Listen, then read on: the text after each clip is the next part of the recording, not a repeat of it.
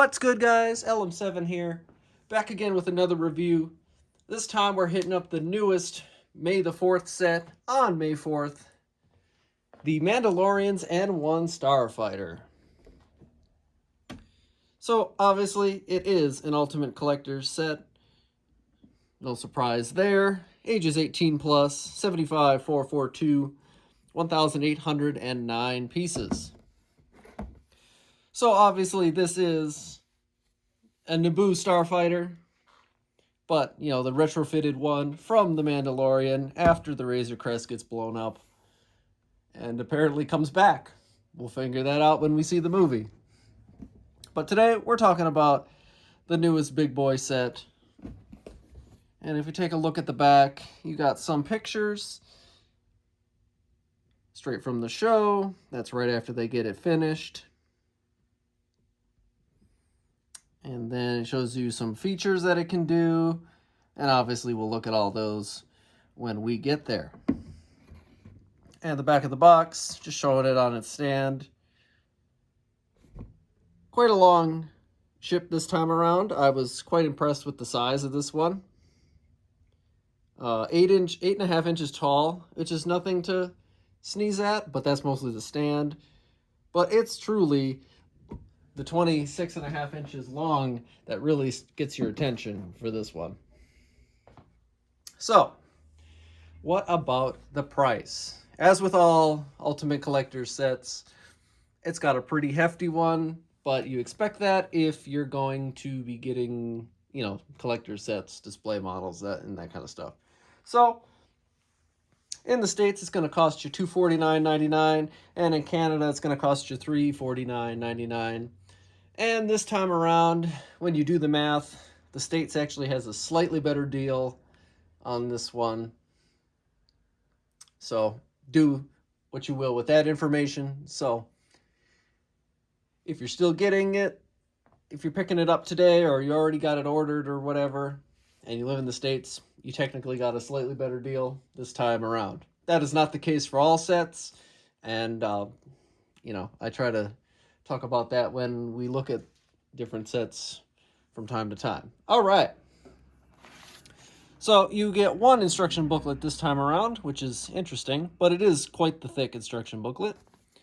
And as you can see, it splits the fighter in half. That's kind of cool, in my opinion. You got one half on the front and one half on the back. I don't exactly know when. So if we pick a random page, it is quite the hefty build. You can see you have the Mandalorian obviously walking on the bottom, which is, like I always say, is a nice little touch. But once you get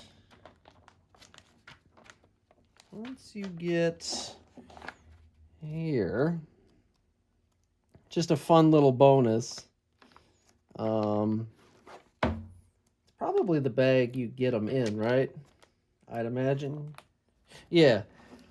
So once you get to the bag where you get the Grogu minifigure, he also joins you on your instruction booklet journey, which is pretty cool. That's a nice little touch. And he follows you to the end of the book as well. So, there's your final model.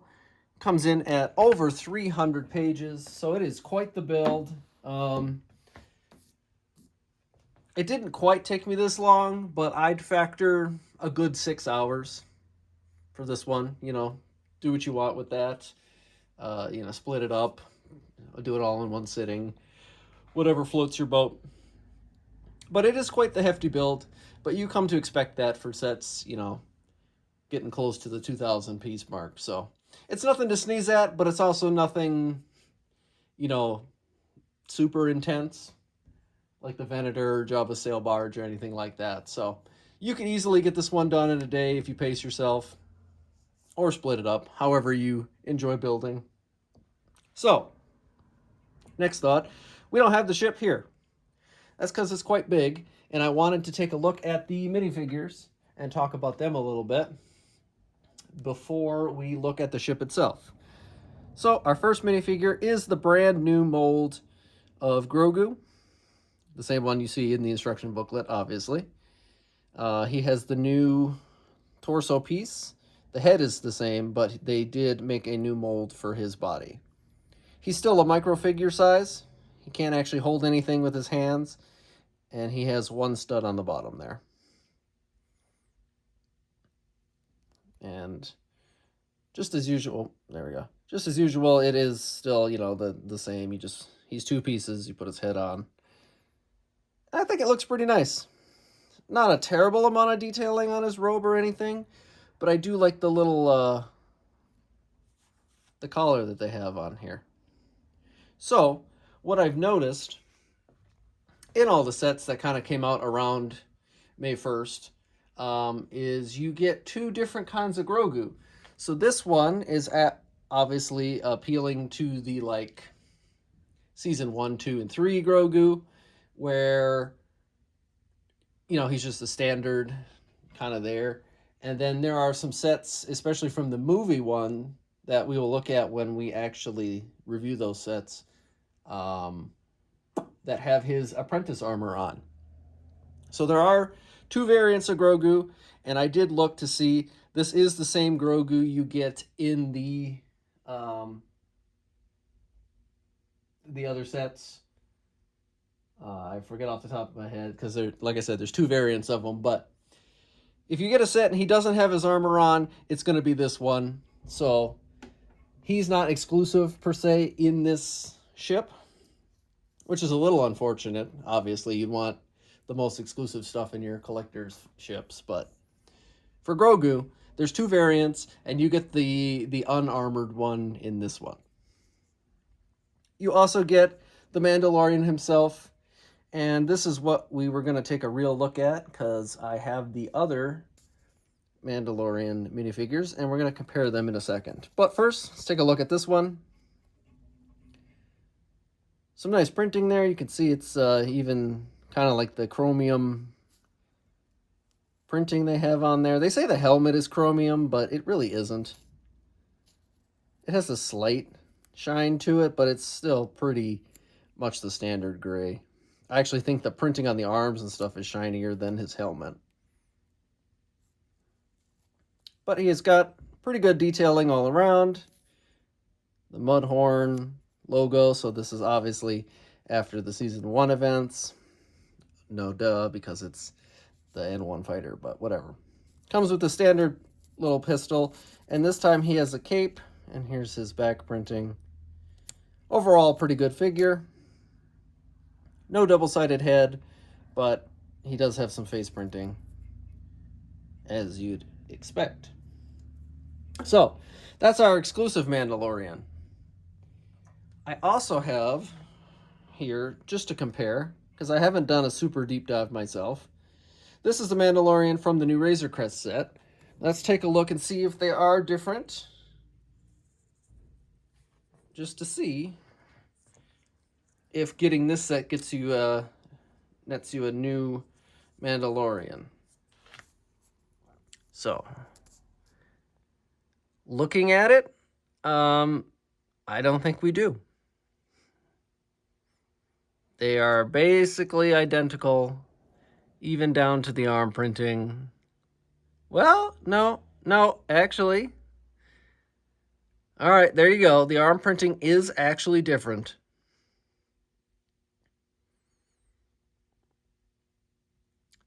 So there you go. Maybe he gets a slight change in his armor on his arm here in the Mandalorian movie. But this Mandalorian figure is actually different than the other ones you get in other sets. Huh. See? You wouldn't have known. Technically, they look almost identical, minus that tiny arm detail. Go figure. All right, give me 1 second, and then we will take a look at the actual ship. All right. Less than a second for you guys, but a couple seconds for me. Anyway, here is the ship. I did originally plan on filming the building of this one, but because it's not too big or anything. But I wanted to enjoy the build, so I didn't film it this time around. I wanted to do it at my leisure. Anyway, here we go. Here's the set. As you can see, it is quite large. Like I said from the beginning, I was quite impressed with the size of this one. Um, and I actually didn't see it ahead of time at my local Lego store. They didn't have one built, and if they did, I just must have missed the display. I don't think they did, though, to be honest. So I didn't actually see the full size of this bad boy before we got it home and built and stuff. So, like all Ultimate Collector sets, it is on a nice stand. So let's take a look at the stand. And that's one of our features, obviously, is you can just remove it. And I'll say right now, it is very sturdy and not super heavy, so it does pick up pretty easily. So you could even swoosh this one around if you wanted. But here's a quick look at the stand. It's very solid. This one in particular, I think it's because of the length of it. But this is a very solid stand. So there's your details on your N-1. You can pause if you want to read that. But, you know, confirming that it is still from Naboo. Theed Palace there. So, my first thought when I was building it is, if you get all the pieces in yellow and change some of the asymmetric designs a little, you could build an Ultimate Collector's normal N-1 Starfighter. Which I may do one day, but I'm sure that'll be probably pretty costly, all things considered. There's a lot of pieces you have to replace to do it. So you get a little spot for Grogu and the Mandalorian, which is always a nice touch. I do like it when, you know, I don't have to worry about my figures getting lost and stuff like that. Quick look at the back of the stand here. Nothing too crazy, just a couple Technic beams hold it up. It's very secure and all that. So, the fighter itself. It's a good weight overall, but not anything too heavy. You know, it's not like the Death Star or anything like that, where it's too heavy to even like try to move. So this one is a good weight, even if you're smaller. It has a lot of good little handholds, and it's not super like fragile or anything. So you could actually play with this one if you wanted to, for whatever reason. All right, so let's take a look at the bottom details real quick, which is quite interesting how they did it. And it was cool, though. Just a little bit of underside, you know, upside down building. Always fun. I liked this little piece here. I thought that was fun. A lot of cool building techniques. My only real complaint on this set is the amount of stickers, and we will look at those when I show you those sections. Other than that, I don't think the price is too bad. Obviously, it could always be a little lower. I think this one should have kept the $220 price tag that most of the newer ones have in this size, but it's also big enough to almost warrant it being a little more, in my opinion. That's not to say that, you know, I wouldn't have been ecstatic if it was $200. So looking here, you have your engine detailing, and it's actually identical on the underside of both engines, and then we get obviously asymmetrical and more detailed on the top. The engines were quite fun to build. Very different. This whole ship was very different. Obviously, I love it when you get a set we haven't had in this scale before. It makes the build more enjoyable because you're like, I have no idea what we're going to do. You know? Like building this underside was very different, and building the tail fins was fun too. But as far as like, you know, new sets, it was fun to build because, like I said, you have no real idea how they're going to do stuff. And, you know, sometimes it's fun to have a little mystery in the build. Anyway, here's where your stand goes, obviously. They cut this little section out. Here's the additional engine that they retrofit the Naboo fighter with. to give it its hyperspace capabilities and all that. So, we're going to take a look at this engine first. It is the more complete looking engine. As you can see, it's almost filled in. Still quite a bit of greebling and stuff. You can see that the front nose, little nose cone, is removed. Normal Naboo ones would have a little extension there. So you can actually see on the inside of the engine, you can see the little orange piece there and the tubing and stuff. That's cool. It was fun. I also like the addition of these sword blades being used. We use swords. We use like little blaster type pieces. It was cool. It was cool. I also really like that these super long fins and antennas and stuff, they're actually not that breakable this time around. With all the other N-1s that we have, you bump it once and that fin goes flying. I'm sure it would get knocked off fairly easily, but I haven't had it come off yet, which is always nice. So moving on to the second wing here. Second engine, you can see it's much more exposed. We use more sword pieces for detailing work, which I thought was cool. It's a little flimsy as far as like the actual pieces and putting them together, but it's very sturdy once you get it all in place. But you can see the orange little, engine detailing and the pipes and stuff in this one a lot better, obviously, because it's more open than the other one. And it just makes the build more fun when it's a little different instead of, mirroring something times 2, times 8, blah, blah, blah. So there's just a little more of your greebling there. So taking a look at the front here, you can see you have the little grill type going in type into the nose cone here type area. We are using the chromium pieces, the dull chrome. It's a nice touch. Obviously, they don't use the full chrome pieces anymore, like the technical first version of this Ultimate Collector set, the yellow one from like 2001 or something like that. But it was small. But I do think that the chromium is actually pretty nice. It's a good touch. And I like how we, use these reverse wedge plates here to make the shape. Like I said, it was a fun build overall. I really did enjoy it. And you got some good rebuilding. You do have some of the old yellow coloring from the N-1. This one's old days. But like I said, unfortunate that you do get the stickers. You don't need any of the stickers in this one, to be honest. So if you don't put any on there, then I don't think it'd make any difference to this set. So then you can look a little bit further. You can see some of the engine greebling here. This was interesting to build. I liked this little part. This was fun. For no real reason, but it was fun to build. And some cool little greebling.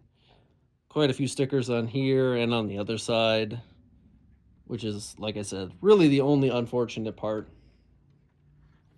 You got some asymmetric work here in the body. Really cool using these Super Battle Droid arms. They're just kind of floating there, actually. You can see they have a slight move to them, but they won't fall out. It's a cool building technique. And then you have, obviously, your chair and cockpit. I love how they did the little yokes there, the throttles. That was a really cool way to do that using dumbbell pieces and stuff. And here's where your astromech droid would go, or Grogu, whatever you feel like.